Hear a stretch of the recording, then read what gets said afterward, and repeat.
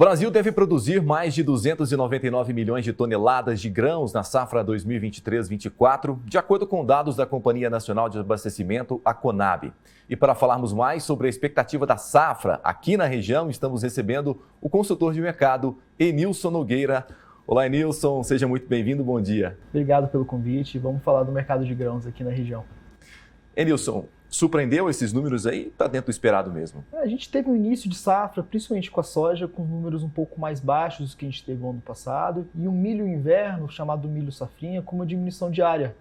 Qual é a boa notícia do milho inverno? É que apesar da produção ser menor do que foi o ano passado, essas chuvas, principalmente de fevereiro, março, abril aqui na região, deu um potencial produtivo interessante para o produtor. Isso eleva um pouco a expectativa de produção aqui na região. É menor, certamente, do que foi o ano passado, mas dentro do que se esperava, a gente tem um copo meio cheio nesse cenário aqui em Minas. Como é que está a colheita do nosso milho aqui? A gente já está caminhando para quase 30% do milho inverno já colhido aqui na região. Acho que o principal dilema é a questão do preço.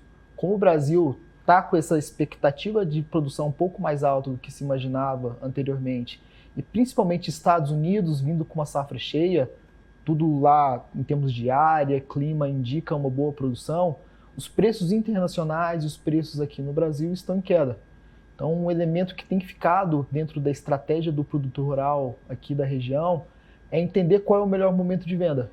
Com esses preços baixos e dado que a gente ainda tem mais 45 a 60 dias de colheita, esses preços devem se manter baixos, o nosso entendimento lá na casa é que, principalmente a partir de setembro, outubro, a gente possa ter uma janela mais favorável de comercialização e preços para o produtor de milho da região.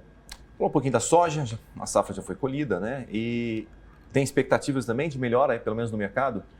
A gente está vendo também, no cenário da soja, um cenário internacional desafiador. O preço lá fora tem caído. O que tem ajudado um pouco o preço, principalmente no mercado disponível, no mercado à vista, é essa elevação do câmbio. Então, quando o câmbio sai de 5,20 para 5,40, 5,60 em alguns momentos, isso ajuda a sustentar um pouco o preço ofertado ao produtor e a margem que ele recebe. Qual é o grande elemento? O produtor ainda está entendendo esse preço como um preço relativamente baixo e segurado às vendas. Isso tem direcionado muito volume para esse segundo semestre. Então, um grande ponto de atenção para o produtor, de risco que a gente tem, é o produtor não ficar com muitos volumes para o segundo semestre e isso aumentar muito a oferta disponível para o restante desse ano e acabar segurando preços. Aquele produtor, então, ele tem a soja armazenada, mas já tem aí a colheita do milho, né? Ele tem, de certa forma... Exato. O tema de armazenamento, principalmente agora nos próximos 30, 60 dias, é um tema de espaço, né? Aquele produtor que tem bastante soja guardada, ele vai ter dificuldade de encontrar espaço para milho. Então, dentro de uma estratégia conjunta de fluxos de produção, necessidade de caixa que ele tem até pensando na safra 24, 25, uma estratégia é, de fato, ao longo dos próximos dias, privilegiar, ou das próximas semanas, privilegiar a venda de soja e depois de milho, pensando que a sazonalidade de milho tende a ser melhor em termos de preço para o final do ano. Estamos também na colheita aí do café, né? O preço do café tem surpreendido. Exato. Diferentemente de soja e milho, o preço do café subiu mais de 20% nos últimos 60 dias. Tem dois elementos muito claros. O primeiro deles, do ponto de vista internacional, países importantes como o Vietnã tiveram perdas de oferta relevante, então isso sustentou o preço lá fora. A gente tem preços até recordes acima do que a gente viu na pandemia, que foi um período de alta de preços internacionais. Acima até R$ 1.400 a saca, né? Exatamente. E tem o elemento cambial. A partir do momento que o café é um produto exportado, quando o real se desvaloriza, o preço do café sobe. Então, nesses últimos 60 dias que a gente via preços de café aqui na região na casa de 900 a R$1.000 por saca, a gente está falando de preços acima de 1.300, acima de 1.400 aqui na região. E o produtor, é um momento para ele justamente fazer a sua venda, né? Exato. Esse é um ano, em termos da bianualidade do café, um ano ele produz bem, um outro ano ele produz mal. Esse é um ano que, para a nossa região, o produtor tem uma produtividade um pouco mais baixa. Mas esse elemento de preço mais alto vai conseguir gerar renda para ele mesmo num ano de produtividade menor. É o que ele viu, né? Na colheita, o grão miúdo, né? Tá tendo esse problema assim, né? Exatamente. A gente teve um clima desafiador esse ano, além dessa questão estrutural do cafezal, de anos bons e ruins. Mas esse é o grande elemento. Em termos de margem, por mais que ele tenha colhido menos grãos, talvez com uma qualidade não tão boa quanto ele teve no ano passado, esse elemento de preços mais altos garante margem, garante renda no campo. Tá. Nós saímos do El Niño, né? Agora a gente começa a falar da Laninha. Isso é bom aqui para a nossa região? A estabilidade climática foi um componente comum nos últimos anos, né? O ano retrasado era Laninha, o ano passado El Niño e agora é Laninha de novo. Para a região, o impacto é pequeno, mas em geral é favorável. Então, para as culturas de soja no verão, de milho no verão, a gente costuma ver produtividades acima do que se espera em anos de Laninha do que quando você tem El Niño.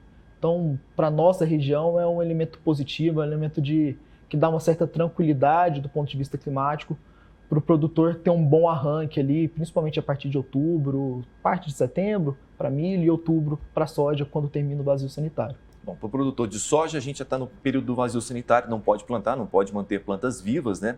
E esse período é um período de estratégia para o produtor de planejamento, né? Exato. A gente está num ano em que os custos de produção estão muito próximos dos preços praticados no mercado para a soja. Então as margens estão muito apertadas e o elemento de planejamento, principalmente do custo, passa a ser muito estratégico para o produtor. Então daqui até meados de setembro, outubro, que efetivamente ele entra no operacional, na necessidade do dia a dia, é o elemento dele procurar o fornecedor de sementes para escolher uma boa semente, o fornecedor de outros insumos, crédito num certo limite e valores acessíveis. Então agora é o momento, já nos últimos dias, e agora é o momento dele ter um bom arranque do ponto de vista de planejamento. Para ao longo da safra 24-25, se por acaso ele tiver problemas de produtividade, problemas de preço, ele está muito bem embasado numa estratégia clara para o próximo ciclo. Foi divulgado, né, recentemente o Plano Safra, né, 2024-25 pelo governo federal. E qual a avaliação que você fez desse Plano Safra? Eu sei que o mercado esperava um pouco mais, né, de volume financeiro, de recursos, né, e ficou ali em torno de 400 bilhões de reais, né? Exato. Eu falo para a agricultura empresarial, né? Já para a agricultura familiar, 76 bilhões, né? Exato. Do ponto de vista de volume, já há alguns anos o limite de crédito subsidiado pelo governo não é suficiente para a demanda do produtor. Isso já não é uma novidade para o dia a dia dele. Claro, quanto mais melhor, mais baixos os custos, os juros praticados, melhor para o produtor. Mas acho que é um momento, é uma oportunidade que o produtor tem de procurar fontes alternativas de financiamento. Então, a partir do momento que ele procura a revenda, que ele tem um bom relacionamento, que ele já mostrou que ele é um bom pagador, outros bancos e outras instituições financeiras, a gente tem tido um mercado de capitais eficiente para ajudar o produtor rural a aumentar a área plantada, aumentar o nível de investimento. Talvez não é no custo que ele gostaria, mas em termos de disponibilidade e principalmente desses parceiros e dessa lógica de planejamento, é muito importante que o produtor agora sente com esses parceiros, procure esses parceiros para encontrar outras formas de se financiar. O ano passado, o Plano Safra acabou que não deu para todo mundo, né? Exato. O grande problema do Plano Safra é que você tem limites de uso para o produtor. E com taxas de juros, né? Que são mais atrativas, por exemplo. Exato. Então, no limite, ele consegue, às vezes, financiar 20%, 30%, 40% da sua operação e o restante ele tem que procurar alternativas de mercado. Então, acho que o elemento aqui é não se deixar ser contagiado por esse pessimismo ou por essa expectativa de que poderia ser maior. O mercado, principalmente o mercado de capitais, os próprios fornecedores, revendas, indústrias e compradores de grãos que trabalham junto ao produtor rural têm alternativas para subsidiar, para ajudar ele nesse processo de crescimento e de acesso a crédito. Tá bom. Enilson, mais uma vez, muito obrigado pela sua participação aqui no Agro Paranaíba. Obrigado, fico à disposição. Bom, recebendo então aqui hoje o consultor de mercado, Enilson Nogueira. Vamos